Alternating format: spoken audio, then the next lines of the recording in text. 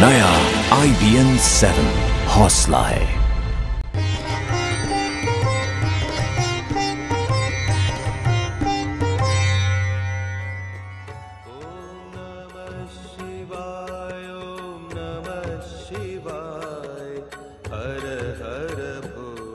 नमस्कार, मैं हूं आपके साथ मारी नैथानी। आप सभी का स्वागत है हमारे इस खास कार्यक्रम पंचांग में। आज सोमवार का दिन है, यानी हफ्ते का पहला दिन। शुरुआत हो रही है आज के इस हफ्ते की। कैसा रहेगा लेकिन आपका आज का दिन, ये हम जानेंगे आचार्य जी से। हमारे साथ हमेशा की तरह मौजूद हैं देश के जाने माने ज्योतिष आचार्य डॉक्टर राजकुमार शास्त्री जी, जिनसे आप अपनी समस्याओं के समाधान के लिए हमें लगातार हमारे इस कार्यक्रम के दौरान फोन कर सकते हैं। हमारा जो फोन नंबर है जिस पर आप कॉल करेंगे वो लगातार आपके टेलीविजन स्क्रीन पर इस वक्त फ्लैश कर रहा है, 0120-432-4111।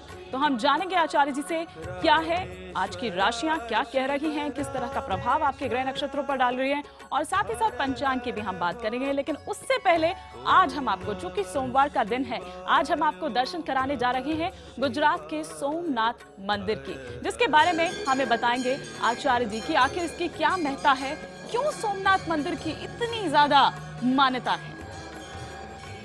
देखिए, सबसे बड़ी बात यह है कि आज सोमवार का दिन है और बहुत ही अच्छा आपने किया है कि भगवान शंकर का जो प्रथम ज्योतिर्लिंग, भगवान शंकर के 12 ज्योतिर्लिंगों में सोमनाथ मंदिर एक महत्वपूर्ण धार्मिक और हिंदुओं का सर्वोपरि धर्म स्थान है। 12 ज्योतिर्लिंगों में सर्वप्रथम ज्योतिर्लिंग, सर्वोपरि सर्वश्रेष्ठ ज्योतिर्लिंग है सोमनाथ भगवान शंकर का। आपको बता दूं कि गुजरात के सौराष्ट्र क्षेत्र के वेरावल बंदरगाह में स्थित इस मंदिर के बारे में कहा जाता है कि इसका निर्माण स्वयं भगवान चंद्रदेव ने किया और इसका उल्लेख ऋग्वेद में भी मिलता है। और सबसे बड़ी बात यह है कि यह मंदिर हिंदू धर्म के उत्थान पतन के इतिहास का प्रतीक रहा है। इतिहास में कई बार, एक बार नहीं कई बार यह मंदिर तोड़ा गया और इसको पुनः निर्मित किया गया।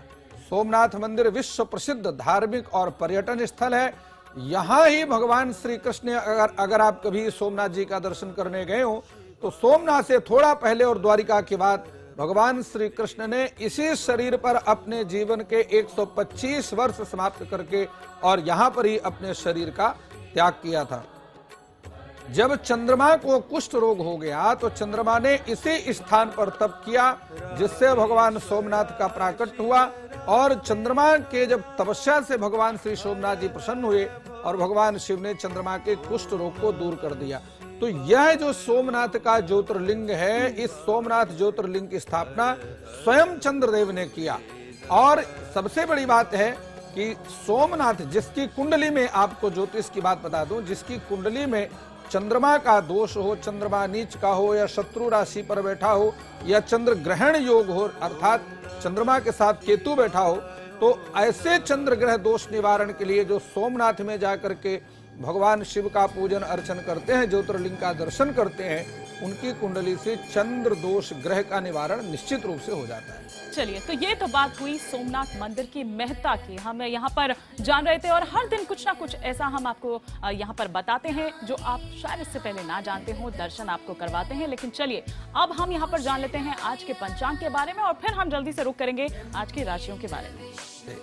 देखिए, आज के पंचांग की जहां हम बात करते हैं, आज विक्रम संवत 2072, शक संवत 1937, चैत्र का महीना है, कृष्ण पक्ष की आज नवमी तिथि और सोमवार है, उत्तराषाढ़ा नाम का नक्षत्र है। और सबसे बड़ी बात बता दूं कि आज जो राहु काल का समय है वो प्रातः काल 7:37 से 9:12 तक रहेगा। दिशाशूल, अगर यात्रा की बात करें तो पूर्व दिशा की यात्रा आज आपको नहीं करनी चाहिए। विशेष कार्य हो तो छोड़ करके, अन्यथा आज आपको पूर्व दिशा की यात्रा नहीं करनी चाहिए। इसके लिए आपको चाहिए, आज अंग्रेजी तारीख की बात करें तो आज 13 अप्रैल 2015 है। बहुत आवश्यक हो कि आपको पूर्व दिशा की यात्रा करनी है तो भगवान शिव को दूध चढ़ा करके, दूध और जल मिला करके भगवान शिव का अभिषेक करें और उसके बाद अपनी यात्रा भगवान शिव के पंचाक्षर मंत्र का जप करते हुए अपनी यात्रा आरंभ करें। निश्चित रूप से आज का दिन आपके लिए बेहद लाभकारी रहेगा। चलिए, बिल्कुल। और जिस तरह से यहाँ पर हमको आचार्य जी ने बताया कि जो राहु काल है वो 7:07 के आसपास जो आपने बताया वो 9:12 तक चलेगा, तो अभी भी वो राहु काल चल रहा है। इस पर हम थोड़ा सा और आगे बात करेंगे, लेकिन आप फोन के अलावा हमें ईमेल भी कर सकते हैं। हम लगातार ईमेल के जरिए भी आपके सवालों को अपने इस कार्यक्रम के दौरान शामिल करते हैं। हमारा ईमेल एड्रेस panchang@network18online.com। तो ये है हमारा ईमेल एड्रेस। फोन भी आप हमें कर सकते हैं। हम जानते हैं कि जो ऑफिस जाने वाले लोग हैं वो लगातार देखते हैं कि भाई आज हमारी राशि में क्या है, तो ज्यादा इंतजार अब आप ना कराइए उनको, इतना उनका सब्र जो है पैमाना वो टूटता जा रहा है। तो मेष राशि और वृषभ राशि के लिए आप क्या कहेंगे आज? देखिए, जहां पर मेष राशि की हम बात करते हैं, सबसे बड़ी बात यह है कि मेष राशि पर बुध और सूर्य का ये 2 ग्रही योग बन रहा है, बुधादित्य योग बन रहा है। चूंकि इस राशि का स्वामी मंगल है, इसलिए आज का दिन कुछ परेशानियों वाला आपके लिए रहेगा। समय अनुकूल आपके लिए नहीं है। खर्चों की अधिकता के कारण मानसिक परेशानी आपकी रहेगी। संगीन आरोप भी आज लग सकते हैं, इससे आपका बचाव हो जाए, इसके लिए जो मैं आपको उपाय दे रहा हूं वैदिक उपाय है, शास्त्रोक्त उपाय है। पंचामृत से भगवान शिव का अभिषेक करें और ऋग्वेद में वर्णित जो रुद्र सूक्त हैं, रुद्राष्ट अध्यायी के 5वें अध्याय के जो 16 मंत्र हैं, अगर आप शिव मंदिर में बैठ करके इनका पाठ करेंगे तो आप देखेंगे निश्चित रूप से आपका बहुत ही भला होगा। इसी क्रम में बात करें वृष राशि की। वृष राशि पर ग्रहों की स्थिति आज का दिन बहुत ही शानदार बीतेगा। भाई से मेलजोल बैठेगा। भाग्योदय का कारण आपके माता पिता या कोई महापुरुष बनेंगे, इसलिए माता पिता या महापुरुषों का आशीर्वाद लेना आज आपको भूलना नहीं चाहिए। जो आपको उपाय करना है आप उस उपाय को समझें। रात्रि में जागरण करना आपके लिए बेहद लाभकारी होगा। क्रोध और आलस्य का त्याग करें। शिव मंदिर में बैठ करके भगवान शिव के शिव तांडव स्तोत्र का पाठ करें, आप देखेंगे बेहद लाभ की प्राप्ति होगी। लेकिन ये ध्यान रखें, अगर संभव हो सके तो शिव तांडव स्तोत्र का पाठ आप रात्रि के समय में करें। वैसे अगर जिस तरीके से आपने कहा कि रात्रि के समय में करें, तो कोई खास इससे प्रभाव पड़ता है रात्रि के समय करने से? देखिए, हमारे शास्त्रों में सभी देवताओं के उपासना के लिए अलग समय बताया गया है। लक्ष्मी की उपासना करनी है तो रात्रि में करनी चाहिए, और इसी प्रकार से शिव की उपासना करनी है तो रात्रि में करनी चाहिए। दुर्गा या गणेश की उपासना करनी है, गणेश की उपासना प्रातः काल करनी चाहिए। हनुमान जी की उपासना करना है तो दिन के मध्य दिवस में यानी मध्याह्न काल में करना चाहिए। उस समय उस देवता की शक्ति अधिक होती है। चलिए, बिल्कुल। और इसके अलावा हम आपको और भी साथ साथ कई ऐसी चीजें हैं जो बताते रहेंगे। आज हमने आपको सोमनाथ के दर्शन कराए, बैसाखी की भी हम यहाँ पर बात करेंगे। और दिन हमेशा हम 13 अप्रैल को ही देखते थे, लेकिन इस बार जो कल के दिन पर वो गई है उसके नक्षत्रों की भी यहाँ पर बात करेंगे। लेकिन इस वक्त त्रिलोकनाथ मिश्रा जी का हमारे पास एक ईमेल आया है और उनकी जो डेट ऑफ बर्थ है वो है 29 जून 1968। जो इनका जन्म समय है आचार्य जी वो है दोपहर 12:04 और जन्म स्थान जो है वो है दरभंगा, बिहार। इनका सवाल ये है कि भविष्य इनका कैसा होगा।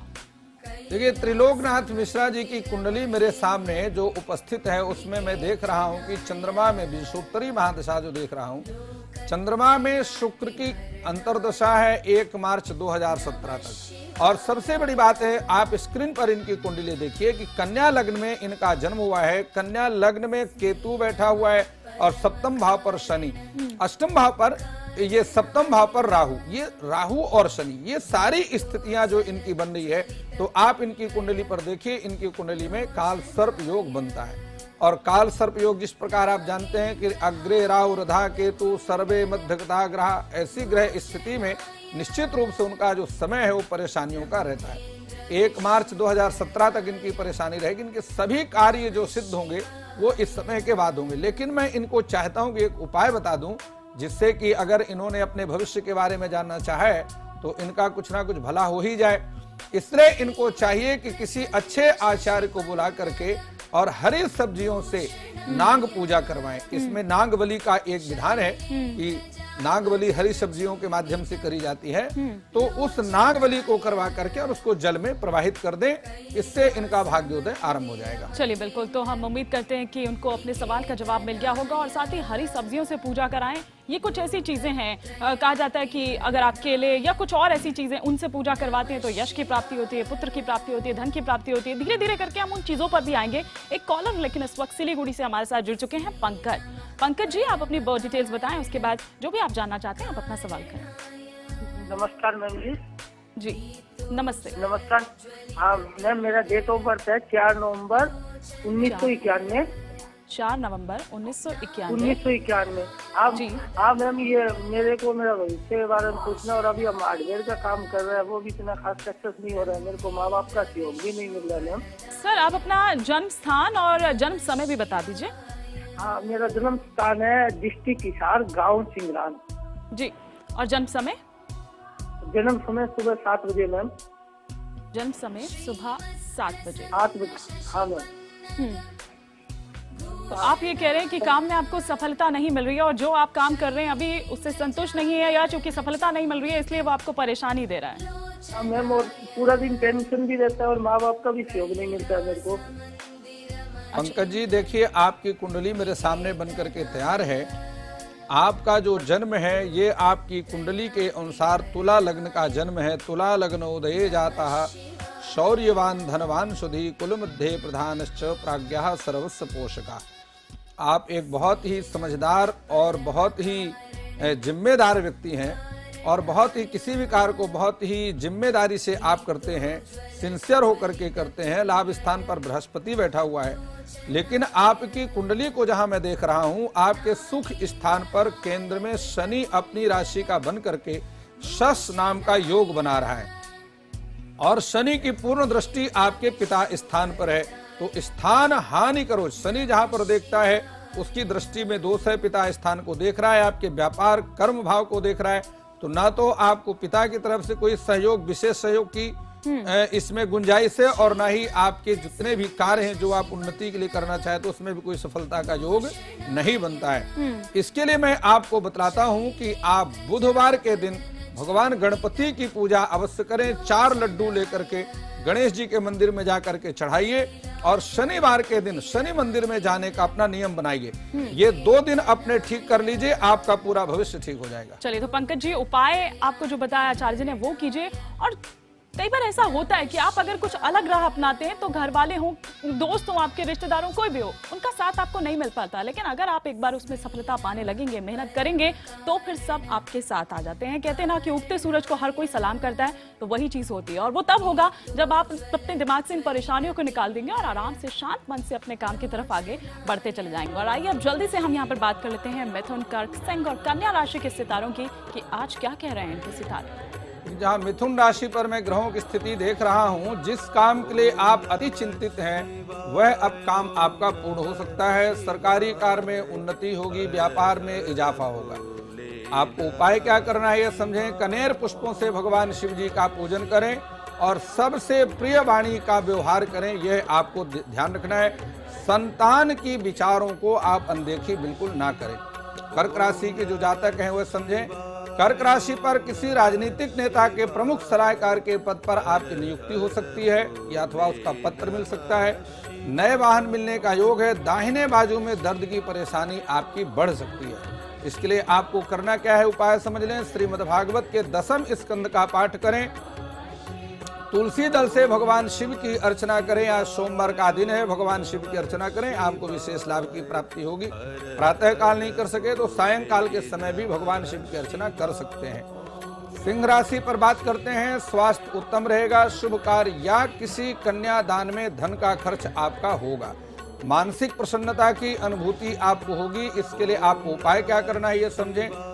जल में लाल चंदन मिला करके भगवान शिव का रुद्राभिषेक करें और शिव मंदिर में बैठ करके सूर्य चालीसा का पाठ करें, क्योंकि आपकी राशि के स्वामी सूर्य हैं। सूर्य को प्रसन्न करना आपके लिए बहुत आवश्यक है। इसी क्रम में बात करते हैं कन्या राशि पर।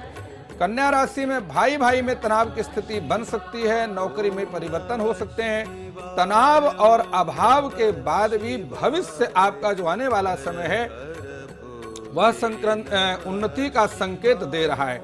इसके लिए आपको उपाय क्या करना है ये समझें। कन्या राशि के जातकों को चाहिए कि जल में अक्षत, दूध और दूर्वा मिला करके भगवान शिव का अभिषेक करें और पंचाक्षर मंत्र का जाप करें। लेकिन ये ध्यान रखें, पंचाक्षर मंत्र संभव हो सके तो रुद्राक्ष की माला में जाप करें। आपके सभी ग्रह दोषों का निवारण निश्चित रूप से होगा। चलिए, हमें ब्रेक के लिए यहाँ पर रुकना होगा, लेकिन उससे पहले एक कॉलर हमारे साथ जुड़ गए हैं दिल्ली से। तुषार, आप अपनी बर्थ डिटेल्स बताएं, उसके बाद आप अपना सवाल करें। जी पंडित जी नमस्कार, मेरा डेट ऑफ बर्थ है 25 अक्टूबर 1976। 25 अक्टूबर 1976। हाँ जी।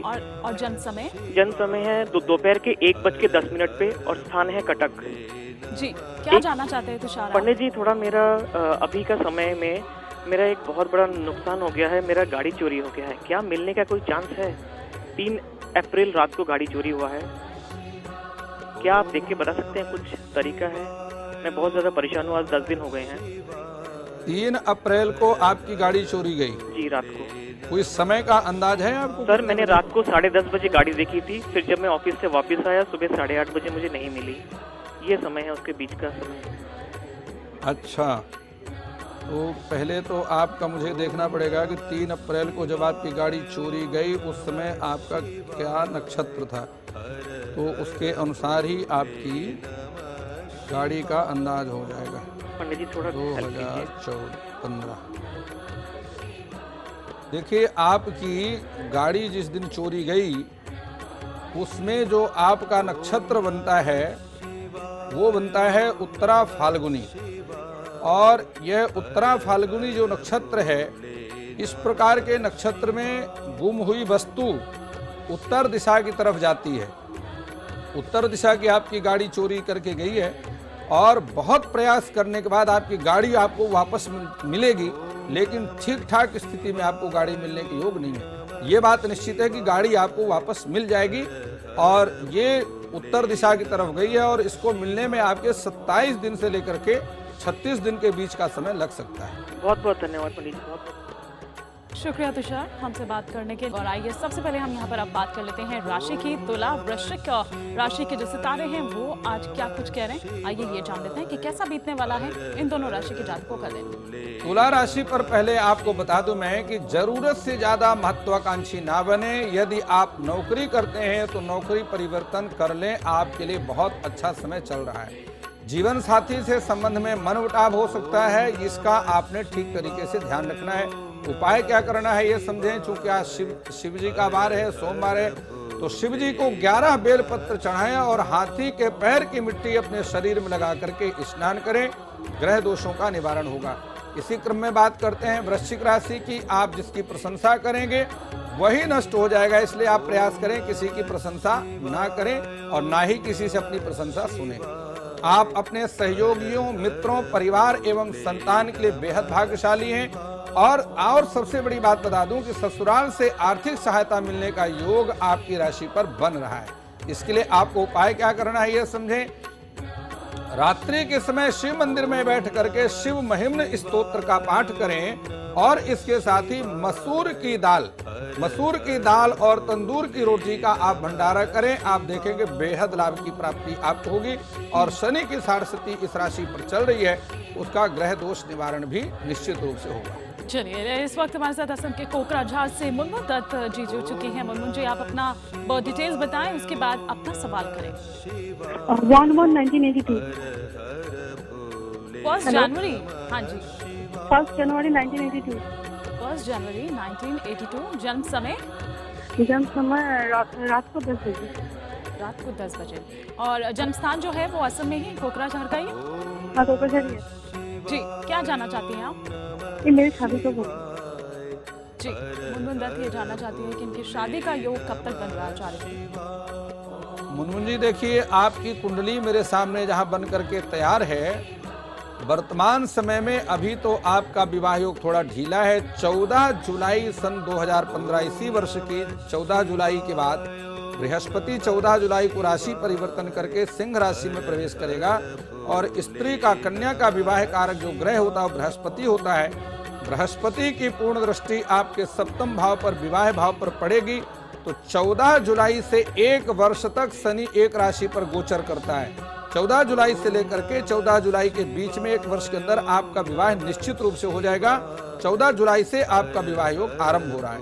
आप एक उपाय करें, निश्चित रूप से आपको बहुत शीघ्र इसका लाभ होगा। केला की जड़ बृहस्पतिवार को लेकर के और पीले कपड़े में बांध करके उस अपने दाहिने बाजू पर बांध लीजिए।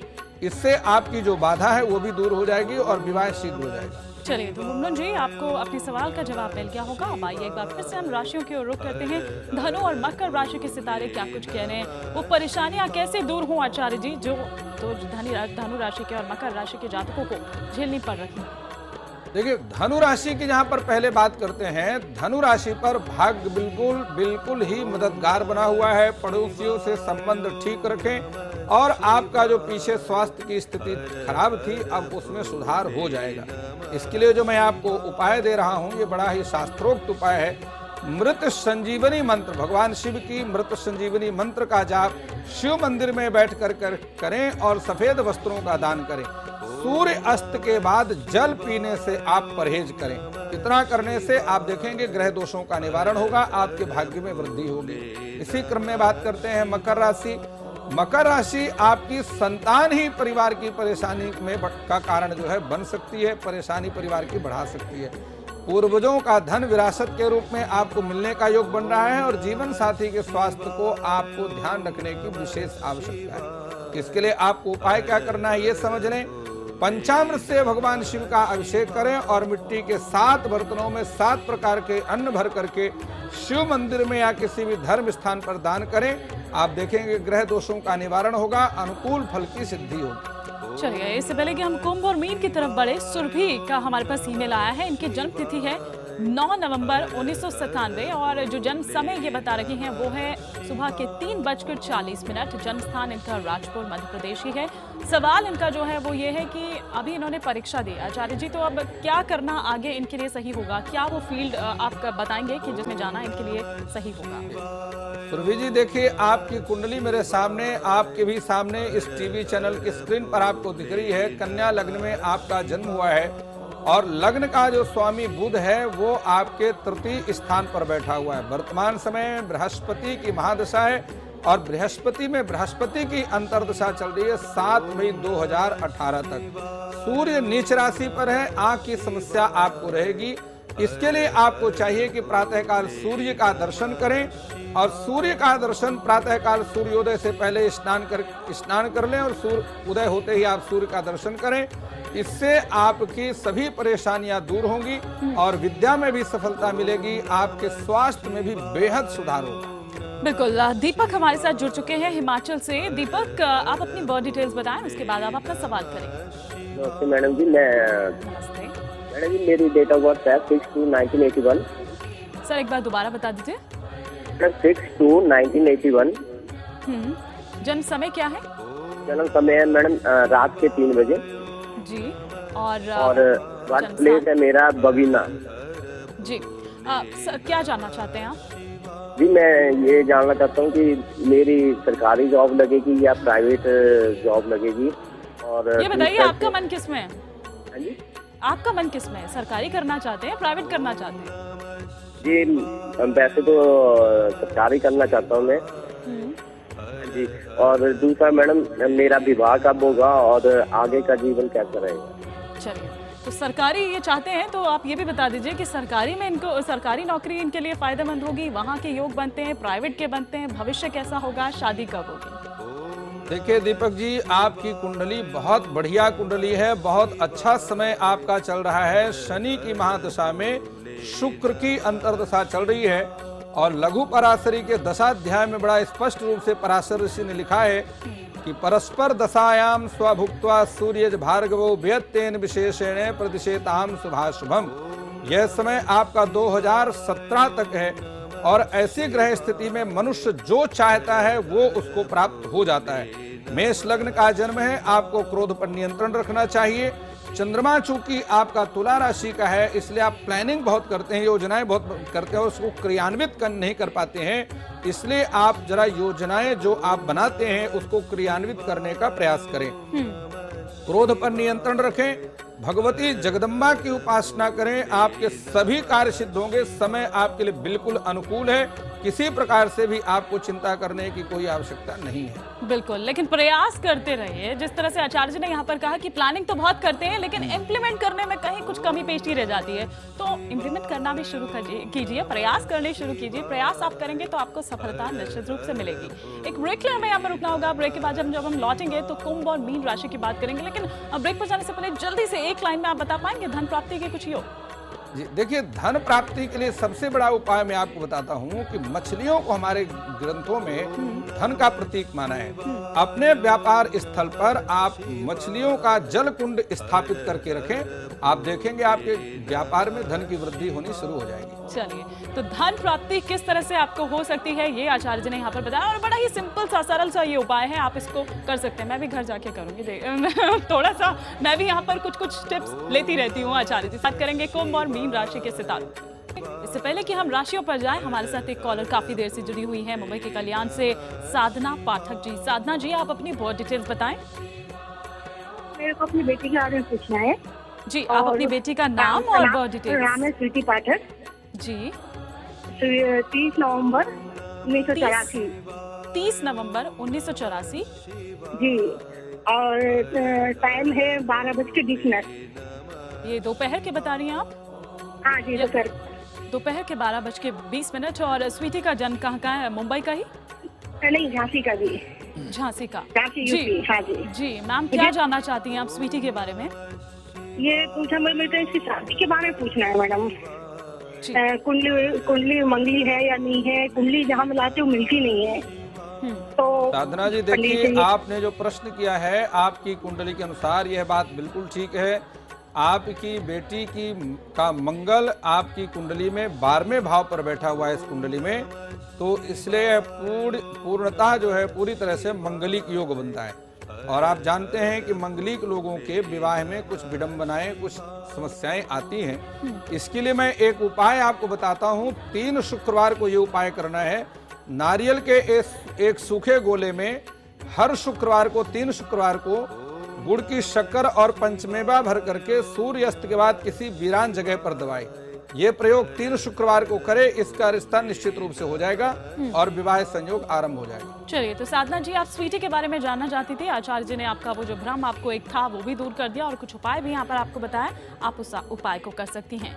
आइए अब राशि की ओर रुख करते हैं एक बार फिर से, और कुंभ और मीन राशि के सितारे क्या कुछ कह रहे हैं जल्दी से हम ये जान लेते हैं आचार्य जी। देखिए, कुंभ राशि पर जहाँ ग्रह स्थिति दिख रही है, स्वास्थ्य संबंधी परेशानी आपकी बढ़ेगी और इसमें आपका धन खर्च भी होगा। कानूनी विवाद आपके सुलझ सकते हैं। आपके चरित्र के कारण अपयश का दाग भी आपको लग सकता है। विशेष सावधान रहने की आपको आवश्यकता है। आपको उपाय क्या करना है ये समझें। निर्माणाधीन शिव मंदिर में अगर कोई आपके आस पड़ोस में कोई शिव जी का मंदिर बन रहा है, आप वहां पर सीमेंट का दान करें और भूल कर भी किसी की जमानत ना दें, आपके लिए मुसीबत का कारण बन सकता है। इसी क्रम में बात करते हैं मीन राशि। आपका समय अनुकूल है, उन्नति का योग बना हुआ है। मानसिक संतुलन आपको ठीक रखने की आवश्यकता है। समाज में मान सम्मान प्रतिष्ठा की वृद्धि होगी। उपाय आपको जो करना है वो समझें। दूध में गंगा जल और हल्दी मिला करके भगवान शिव का अभिषेक करें और भगवान सूर्य को अर्घ देने का अपना एक नियम बनाएं। ध्यान रखें, जिस समय आप अपने सिर के ऊपर लोटा उठा करके सूर्य को अर्घ देंगे, वो सूर्य को अर्घ देने के जल के छींटे आपके पैर में ना पड़े। इसलिए किसी ऊंचे स्थान पर चौकी या पीढ़े के ऊपर खड़े होकर के सूर्य को अर्घ दें, आपका भाग्योदय आरंभ हो जाएगा। चलिए, एक जल्दी से एक कॉलर ले लेते हैं। हमारे साथ लखनऊ से जुड़ चुकी हैं गीता जी। गीता जी, आप अपनी बहुत डिटेल्स बताएं। जी प्रणाम आचार्य जी। बताइए गीता जी। जी, मेरी डेट ऑफ बर्थ है 7/1/92। 7/1/1992। जन्म जी, समय? और जन्म समय है सुबह 6:58। और जन्म स्थान? उत्तरांचल। मैम, क्या जानना चाहती हैं आप? जी, मैं अपने गवर्नमेंट जॉब के सरकारी नौकरी का कोई योग क्या गीता जी की कुंडली में है? गीता जी देखिए, आपकी कुंडली धनु लग्न की है और धनु लग्न में ही 4 ग्रहों का योग बैठा हुआ है। राजयोग आपकी कुंडली में बनता है। केंद्र में 4 ग्रहों का बैठना बहुत शुभ होता है। भाग्य स्थान पर आपका लग्नेश भाग्य स्थान पर बैठा हुआ, निश्चित रूप से आपकी कुंडली में आपकी सरकारी नौकरी का योग बनता है। इसके लिए मैं आपको एक उपाय देता हूं। अगर आप ये उपाय करें तो आपको बहुत लाभ होगा। सायंकाल के समय भगवान शिव के मंदिर में जाकर के गौरी का पूजन करने का नियम बनाइए। 43 दिन तक आप ये नियम करिए। निश्चित रूप से अगर आपने कहीं अप्लाई किया हुआ है तो उसका रिस्पांस आपको आ जाएगा। चलिए, तो गीता जी आपको उपाय यहाँ पर आचार्य जी ने बताया है और उम्मीद करते हैं कि आपको अपने सवाल का जवाब भी यहाँ पर मिल गया होगा। तो आज के हमारे इस कार्यक्रम में फिलहाल इतना ही। आचार्य जी बहुत बहुत शुक्रिया हमारे साथ पंचांग में जुड़ने के लिए। कल फिर हम हाजिर होंगे और आचार्य जी कुछ और नई बातों को यहाँ पर हम जानेंगे। लेकिन इस दौरान आप हमें ईमेल भी कर सकते हैं। हमारा ईमेल एड्रेस इस वक्त आपके टेलीविजन स्क्रीन पर फ्लैश कर रहा है। इसके जरिए आप अपने सवाल हमको भेज सकते हैं, लेकिन अपनी जन्म तिथि, जन्म स्थान और जन्म समय लिखना ना भूलें। तो फिलहाल हमें इजाजत दीजिए। नमस्कार। शिवाय हर हर